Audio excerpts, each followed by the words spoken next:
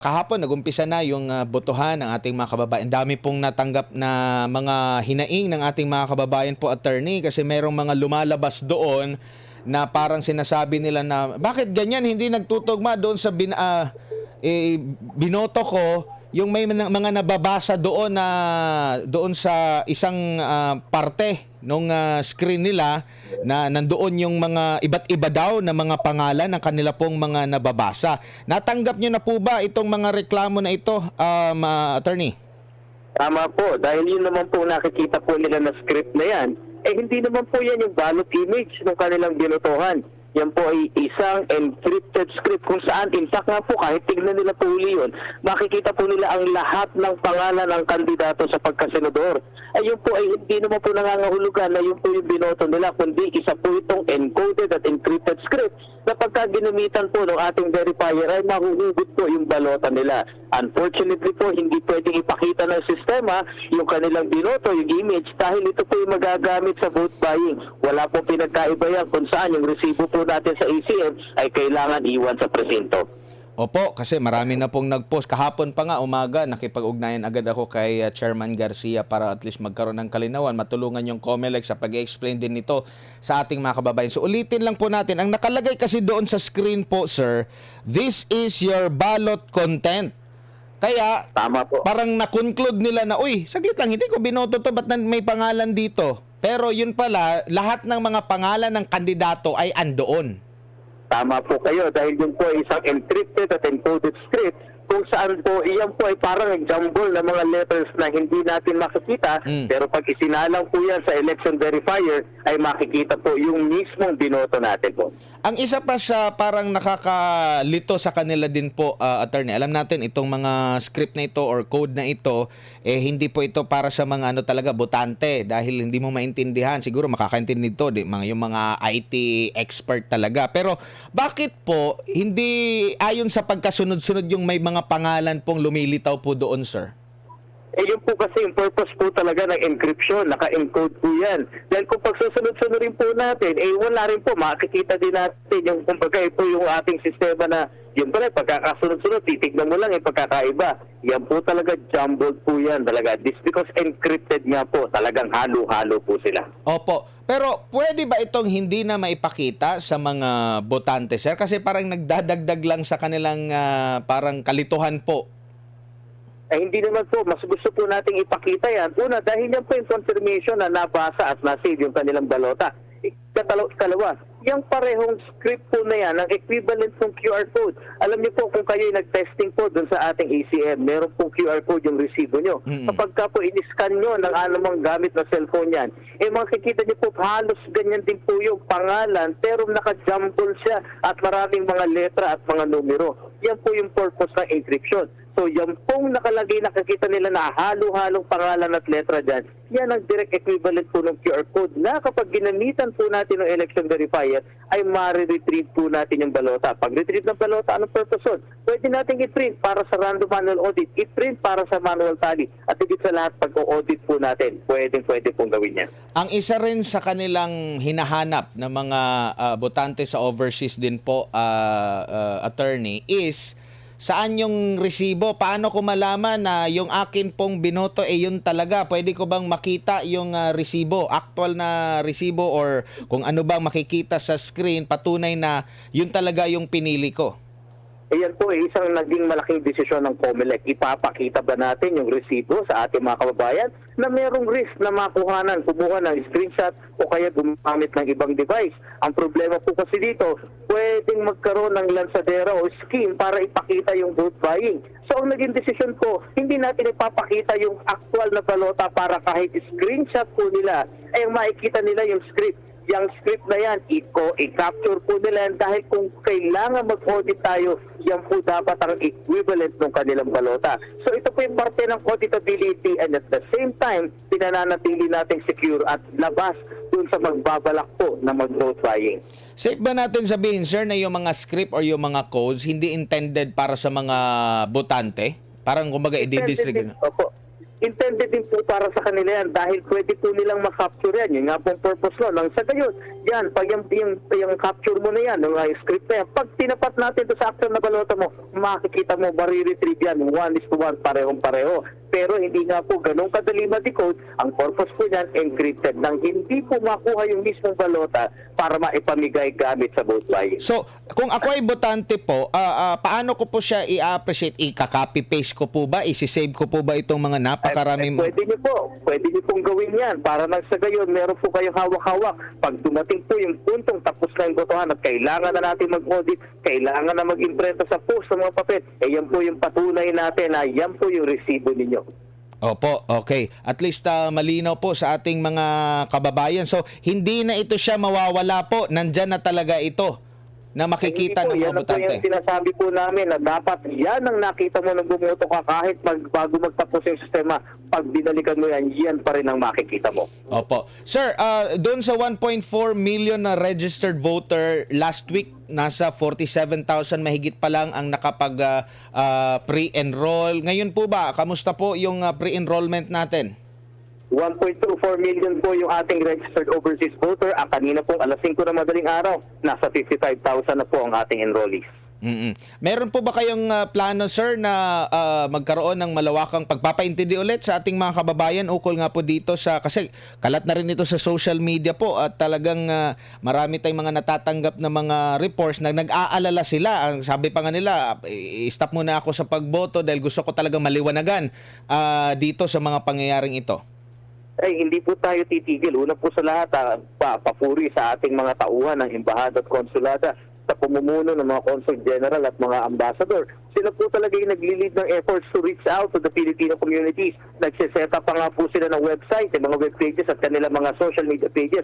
Ganon din po ang ating Office for Overseas Voting, kasama na ang departamento namin. Hindi po kami tumitigil sa paghihikayat, sa paggawa ng paraan para makapag-enroll ang ating mga kababayan. Mapawanin po yung kanilang mga kaba at yung agam-agam. Muna sa gayon, makaboto po sila ng payapa. Nabanggit niyo last time, mayroong mga kiosk. Parang mas safe ba natin na, halimbawa, wala na ngayong face-to-face na botohan, pero pwede pong pumunta yung mga overseas Filipinos natin sa mga embahada, konsulada, pwede sila doon magpa-register, humiram ng computer ba doon or laptop, doon sila magpa-register, pwede na rin sila doon bumoto para at least kung meron silang katanungan, agad-agad, may makakatulong agad sa kanila po, attorney? Opo, mag-enroll po. Talagang sinadya po natin magsagawa ng kiosk sa bawat embahada at mga konsulada na kasali sa internet voting. Yung po talaga purpose nun. Yung mga sakaling mahihirapan o masabihin na natin na hindi sanay, may gagamitin na silang gadget, may gumagabay pa sila. At pagkatapos nila mag-enroll, kung gusto nilang bumoto, pwede na po yun. Internet voting din po yun. Opo. At baka may gusto pa po kayong sabihin na hindi po namin na itanong na mahalagang malaman ng ating mga kababayan po. Sir, nasa inyo po yung pagkakataon. Opo, bilang paglilinaw po, yung nakikita niyo po na mga halo-halo mga pangalan at letra, actually suyurin niyo po yan, nandiyan po lahat ng pangalan ng mga kandidato natin. At titignan niyo po yan, yan po talaga yung secure at encrypted script. Kabisaduhin niyo, i-save niyo yan, at i-screenshot niyo. Yan po kasi ang magiging equivalent ng inyong balota pag dumating na tayo sa pag-audit at pag-imprenta kung kinakailangan mismo ng balota, hindi po yan magbabago. Isa po sa pinapangako ng COMELEC, yan po makikita nyo na script na yan ang patunay na pumasok na sa sistema ang inyong balota at nabilang inyong boto. Huwag din po kayo mag-alala. Pagkatapos ng ating halalan, ang lahat po ng post ay dadaan natin sa isang election verifier system na ipinakita natin sa ating international certifier, pati na rin po sa PPCR Vietnam Trail. Ang purpose nun, itugma, bilangin ang bawat balota at tignan natin, tama ba ang pagkakabilang? Tama ba at nagtutugma ba doon sa election returns? Sana po, tatay, subukan natin itong internet voting dahil dati po namumroblema tayo. Malayo ang embahada at konsulado, napakahirap pumunta sa post office kaya hindi makaboto. Pinapadala ang balota na hindi natin alam kung siya bang balota ang ating botante ba mismo ang nag-a-accomplish. Yung mas marami nga po, 90% hindi bumabalik ang balota. Ito po ang pagkakataon na bukod sa mapataas natin ang participation, bumaba po ng napakalaki higit ang ating gastos. Mula sa 417 million pesos, 100 million pesos lang po ang ating gagastos. Kaya po sana, pakaisipin po natin, sumali po tayo dito at higit sa lahat po, makilahok po tayo sa internet voting. Attorney, may mga pahabol na tanong yung mga OFW. Sana'y magkaroon po sila ng kasagutan. Sabi dito ni LG Antonio sa Singapore. Admar, sabi ng embassy dito sa Singapore, senior citizen lang daw ang allow na pumunta sa embahada. Nako, hindi po, maaari pong linawin niya. Kung talaga magkakaproblema po, alam ko po ang ating mga embahada at konsulada, tuturuan po sila, dala yung gadget po nila. Hindi naman po ipagkakait ng ating mga butihing mga taga-DFA tulong. Tama po kayo, priority talaga ang senior citizen. Priority talaga yung mga nasa vulnerable sectors. Pero kung makikita ng ating mga parte ng ating DFA na talagang may nahihirapan, hindi pa po yata ako nakakita ng tao ng ating DFA na tatangging tumulong sa ating mga kababayan. Nagtanong itong si Loida, sabi niya, bakit hindi na lang po gaya ng dati na personal na bumoto sa embahada? Ganun nga po ang naging reklamo. Dati na ating mga kababayan natin, walang oras pumunta. Malayo ang embahada at konsulada. Pagdating doon, may pila pa. O kaya po, yung post office naman po, pinapadala natin doon. Una, laki ng gastos. Ang baba ng turnout, pinakamataas na po sa history ng alala natin. Yung 38.8% out of 1.6 million registered voters noong 2022. Ang bumoto, 38% lang. At ang masasakit pa po dito, lahat ng mga marino at mga seafarers, most of them po, halos lahat nga po ay registered voter dahil kinakailangan nila yung voters registration para sa Seaman's Book. Pero hindi sila nakakaboto dahil naglalayag po sila at nasa barko. So nababaliwala po ang kanilang karapatan. Ito na po ang susi talaga. Sana pagbigyan nyo po at pakaisipin nyo, nilikha ng mambabatas itong paraparaan ng internet voting para po talaga sa inyo. Pero pwede namang bumoto doon gamit yung kiosk ninyo? Pwede po, pinapahintulutan po yan. Kaya lang, sabi nga po namin din ito, kung meron namang device yung ating mga kababayan, tutulungan na lang natin dun sa device na nang sa ganyan, after convenience, hindi ba niya naisip pumoto ngayon? Pwede, at the convenience, pwede pa naman hanggang May 12, siguro sa bahay, para rin maituro dun sa mga kasamahan niya, at least naturuan siya ng proseso. Pero kung talagang kababayan natin po ay walang gamit, papahintulutan po yan ang ating embahada at konsulada. Sir, meron pang isang tanong. Yung codes po ba doon, yung mga encrypted codes, yung mga script, kaya po bang basahin yan ng mga IT expert?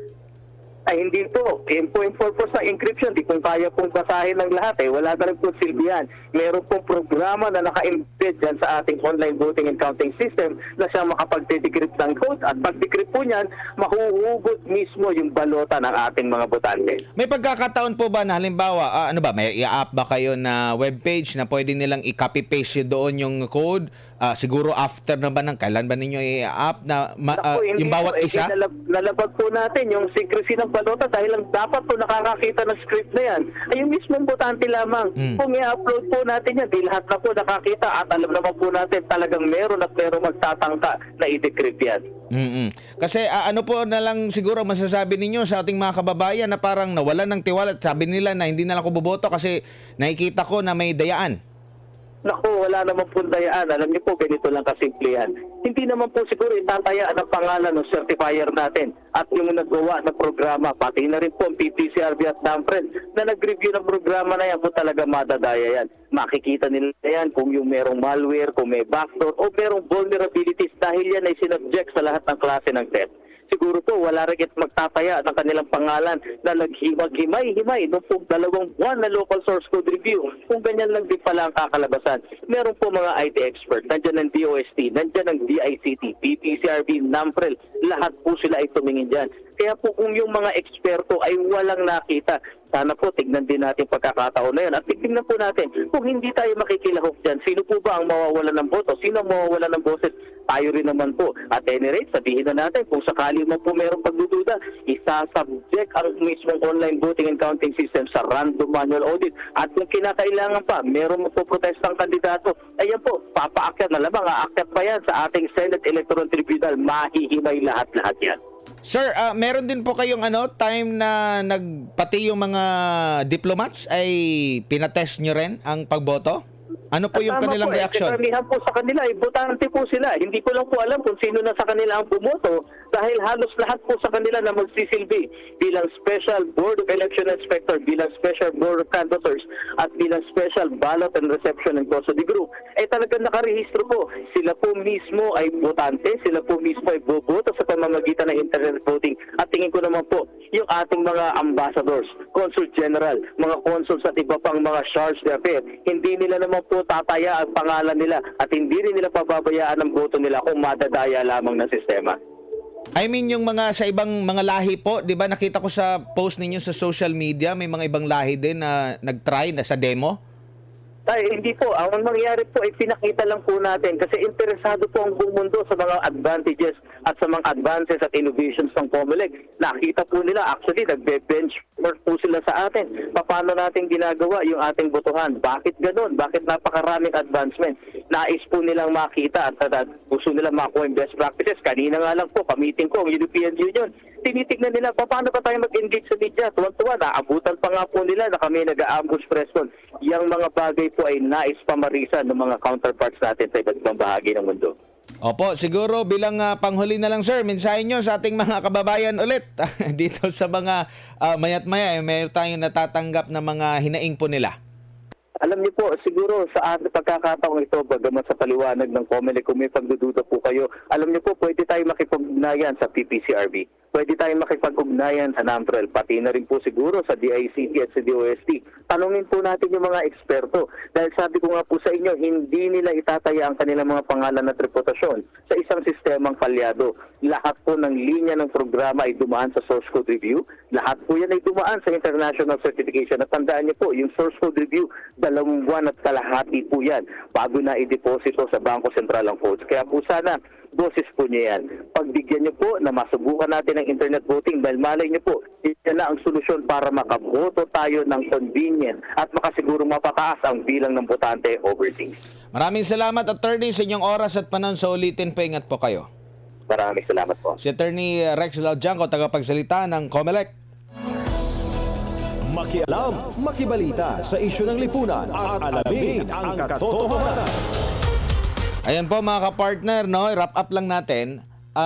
Yung palang mga codes or scripts na nakikita ninyo, na iba't iba yung mga maraming mga letra, tapos may mga naka-indicate doon ng mga pangalan.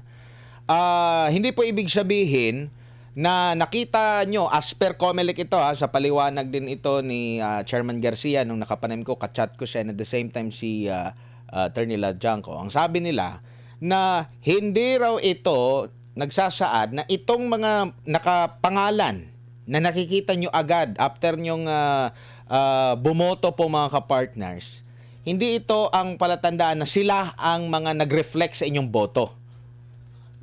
Di mo masisisi yung ating mga kababayan na pinili nila. Halimbawa, pinili nila ang PDP laban, straight sila, 10. Tapos pumili pa sila ng 2 kasi gusto nila talaga na i-fix na 12. Tapos pag nag-match ngayon sila, ang nakalagay pa naman doon, ang nakalagay doon is yung content ng ballot, ang sabi doon. Saglit lang i-check ko nga. Ang nakalagay pa naman doon, this is your ballot content. So ang isipin ng isang ordinaryo at hindi techie na tao, kung iintindihin mo agad-agad, ay sasabihin na, ito yung laman ng iyong balota. Ang nakalagay doon, may mga pangalan na hindi binoto. Pero sabi ng COMELEC, mga codes po ito na merong system na kung doon i-scan itong mga codes na ito, lalabas yung mismong resulta ng iyong binoto. May mga pangalan doon na hindi ayon sa pagkakasunod-sunod, pero ang sabi nila, hindi po yan yung 12. Halimbawa, 12 yung binoto ninyo. Hindi po yan 12. Lahat po ng mga pangalan ng mga kandidato sa pagkasenador at tawag nito, party list, makikita nyo po doon. Kaya nga ang sabi nga ni chairman sa akin, kung merong magtanong sa iyo, Admar, i-try niya, i-scroll yon. Yung part na yon. Yung part na this is your ballot content. Okay, magbigay nga tayo ng sample kasi para at least makita ng ating mga kababayan. Meron akong ano dyan eh. Maraming nagsisend kasi sa akin dito. Halimbawa, ito. Sige, isa natin sa kanila. May nagpadala sa akin. Ang nakalagay kasi doon, this is your ballot content. Ang sabi ng taga-Comelec, i-try nyo i-scroll. Okay? I-scroll nyo yun. Lalo pa pag nasa cellphone ka lang, masyadong maliit yung ano. Yan. Meron pa. Ito pinadala na video mismo ni Chairman. Nagpadala kasi ng video si Chairman, example. Kasi hindi kasi natin ito ma-access dito sa Pilipinas po mga kapartner. Hindi natin ma-access ito. Okay? Yan, pinadala natin. Ang sabi kasi nila, yun ang puna ko rin. Bakit hindi naka-sequence? Sinadya pala nila na i-jumble-jumble. Ang kanilang assurance lang na sinabi, encrypted ito. May system na maaring gamitin na makakabasa nitong mga codes po na ito. Pag ordinaryong tao, hindi mo alam paano basahin to eh. Ang nakikita ko lang mga pangalan, tapos ang mangyayari, itutugma ko siya ngayon. Bakit iba yung binoto ko? PDP Laban, si Pastor Apollo Sikibilo yung binoto ko. Tapos pag nakita ko dito sa the vote, this is your ballot content. Iba yung mga lumalabas. Pwede na ba natin mapakita yung video? Doon sa video na pinadala ng Comelec, kung i-scan mo raw yung mga napakaraming mga letra at mga numero, naka-indicate din daw doon yung lahat ng mga pangalan ng kandidato. Wala pang sined? Naglo-loading nagde-data lang ako kasi walang internet ata dito, walang wifi. Sige. So, doon sa pinadala sa mga kapartner, kung i-scroll nyo siya pataas daw, sabi ng Comelec, mamaya ipapakita natin yung video, parang nasend na natin, no? Kung i-scroll nyo raw, makikita at mababasa nyo yung pangalan ng mga kandidato. Sinadya daw nila na hindi ayon sa pagkasunod-sunod. Okay? Kasi kung mapapansin ninyo, meron ding part doon sa screen, sa this is your ballot content, na alamin yung menu, yan. Pwede ba ninyo na i-zoom lang dyan sa part na nag-ano lang? Doon lang sa part na may ni-scroll. Kasi, ang mangyayari po niyan mga kapartner, pag sa cellphone, masyado kasing maliit. Kaya ang tendency is magko-conclude ka na, bakit ganito yung mga pangalan ditong lumalabas? Pero sabi nila, i-scroll nyo lang po yan hanggang sa i-scroll ninyo matapos mababasa nyo po lahat daw ng mga pangalan ng kandidato. Code daw po yan. Na yung code na yan, madidecrypt lang pag meron sila, yung may system sila na ang binibigyan nila ng yung PPCRV at NAMFREL na kayang makapag-decode nun in case na magkaroon po ng manual audit, mga kapartner. Yun ang kanilang sinasabi. Kaya nga tinanongan natin, bakit pa kayo naglalagay ng mga ganon? Nagdadagdag lang. Yan, Kung gagawin nyo po yan, sa lahat po ng mga bumoto, i-check nyo kasi ito, pinadala lang sa atin ng mismong Comelec. So kung kayo po, bumoto po kayo, at lalabas yung this is your ballot content, i-try nyo po. I-try ninyo na i-scan at may mga pangalan dyan ng mga kandidato, kung nandyan ba yung pangalan ng mga kandidato. Ang dami po kasing mga, ilan bang kandidato na nasa balota ng Comelec ngayon, no? I-search ko lang din. So i-try ninyo scan, no? Marami po daw yan. At ang sabi nila, lahat naman daw ng pangalan ng kandidato ay naririyan. Sabi ng Comelec. Sana ba yung ballot face? I-check ko lang kung ilan ba yung mga botante. I-try nyo rin na bilangin kung ilan ba ang mga... try ninyo. Kung nagtutugma ba yung sinasabing lahat ng mga pangalan ng kandidato ay nandyan. Okay?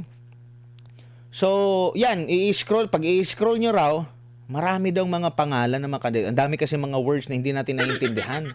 Kaya nga, ang sabi ko, bakit pa kailangan kasi ng ganyan na hindi rin naman naiintindihan ng mga botante?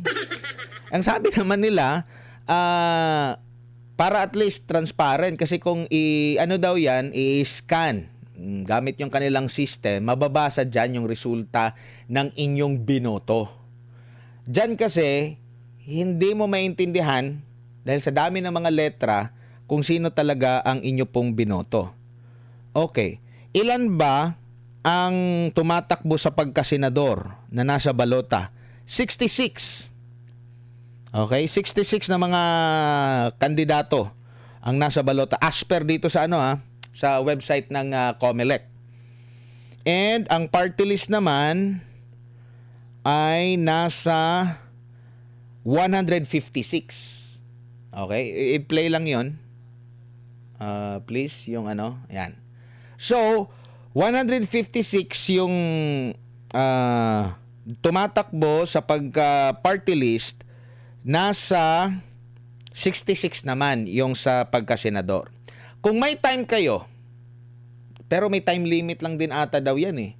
Kasi yung sinasabi ng COMELEC, kung gusto niyo talaga sure ba na lahat ng mga pangalan ng kandidato ay nandyan? Pwede nyo pong manumanuhin. No? I-scroll nyo po yan kung meron ba, nandyan ba nakareflect yung 66 na mga pangalan ng tumatakbo sa pagkasenador. Tapos nasa 156 na mga pangalan ng party list. Yun ang sabi ng COMELEC. 'Di ba? Kaya hindi mo maiiwasan na dalawang isip, maghinala ang mga botante sa overseas kasi nakalagay, this is your ballot content. Hindi pala intended sa, kumbaga parang, kung tutusin, hindi intended sa kanila kasi hindi rin nila mababasa. Walang system ang botante na kayang basahin yung codes na yan. Ang nakita pa nila, saglit lang, ang ibinoto ko, PDP Laban straight ako, tapos bakit may pangalan ni ganito, pangalan ni ganyan. Tapos ang paliwanag nila, hindi po, codes po yan, na kapag na-decode po ninyo, na-scan po ninyo, lalabas yung resulta ng inyong boto talaga. Kasi hindi po nila pwedeng ipakita yung resulta ng boto ninyo kasi baka daw i-screenshot ninyo at ibenta ninyo. Yun sabi niya, baka mag-vote buying daw. Which is kagaya din yan dito sa Pilipinas na hindi pinapakita or pinapakita sa yung resibo pero hindi mo pwedeng dalhin or picturean kasi pwede mo ipakita na, bumoto na ako sa iyo, saan yung bayad ko? Para daw makaiwas sa mga ganyan. Kaso nga, hindi naman kasi maintindihan ng mga kababayan natin yung mga codes na ganyan. Kaya hindi natin masisisi yung ating mga kababayan na yan ang mga lumalabas. Na doon sa, nakalagay pa naman, this is your ballot content. Yan yung laman. Tapos nakita mo, saglit, may pangalan dito Hindi naman ito yung binoto ko. So, dapat may paliwanag. Sabi ko nga, bakit pa kailangan ilagay dyan? Nagdagdag lang sa kalituhan. Hindi rin naman nila kayang i-decode yan. Di po ba kasi sa dami ng mga letra. Pero sabi nila, i-scroll nyo lang, makikita nyo, hindi lang po yung mga pangalan na hindi nyo ibinoto, lahat po daw ng 66 na mga kandidato sa pagkasenador, mababasa nyo yung kanilang pangalan dyan. Kung i-scroll ninyo. Yan, sa cellphone niya nakuha. Hindi mo masisisi ang ating mga kababayan na, diretso, makikita nila, dito, binoto ko Pero pag sa desktop naman, medyo makikita mo kasi mas malaki yung screen sa desktop. Kaya nga ang tanong natin, bakit kailangan pa ng mga ganyan? Bakit kailangan pa ng mga ganyan na maipakita? Mas lalo lang nagdagdag sa kalituhan ng ating mga kababayan. Di ba? Imbis na hindi na nga teke yung ating mga kababayan. Tapos papakitaan mo pa ng mga codes. Sasabihin, di ko binoto to bakit ganyan? So yan po mga kapartner. Pero wag po tayong titigil. Wala pong tiyaro na inilabas ang Korte Suprema. Mag-participate pa rin po tayo sa pagboto po mga kapartner. No? At hayaan natin na magpaliwanag ng gusto. Maganda rin yung ating mga kababayan, yung kanilang talagang pagnanais. No? Maganda rin yan na senyales na yung ating mga kababayan ay naninindigan. Ayaw talaga nila at sila'y nakatutok sa sistema ng botohan ngayon kasi sawa na siguro sila, gusto na nilang palitan yung mga nasa pamumuno ngayon at ayaw na nila ng mga abusado, ng mga politiko na sabik sa kapangyarihan at sabik sa pera. Kaya ganyan na lang po sila kabold na magpahayag ng kanilang mga saloobin po mga kapartner. Maganda po yan at pinapaabot natin. Nakatutok tayo. Maganda po ang ganyang karakter, no? Na tayo'y nakatutok mga kapartner. Hindi po inilalabas once na naiboto po ninyo, wala na pong resibo na ipapakita kung sino yung final na binoto ninyo. Sabi ng COMELEC. Kasi daw baka i-screenshot ninyo, malalaman kung sino ang inyong binoto, tapos ibebenta ninyo ang inyo pong mga boto. So ganyan yung kanilang Pero yun nga, bakit pa pinapakita yung mga ganyan na puro codes? Hindi naman maintindihan ng mga tao, nagdagdag lang sa kalituhan, kumbaga, di ba? Masa na lang tayo, dalangin natin na wala talagang dayaan at tuloy-tuloy tayo magmasid.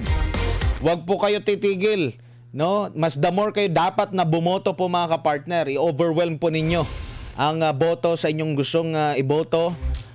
Mahigit 1 million po ang registered voter, 50,000 plus pa lamang po ang nakapag-enroll. Tuloy po kayo na magpa-enroll sa pagboto mga kapartner at exercise nyo po ang karapatan ninyo.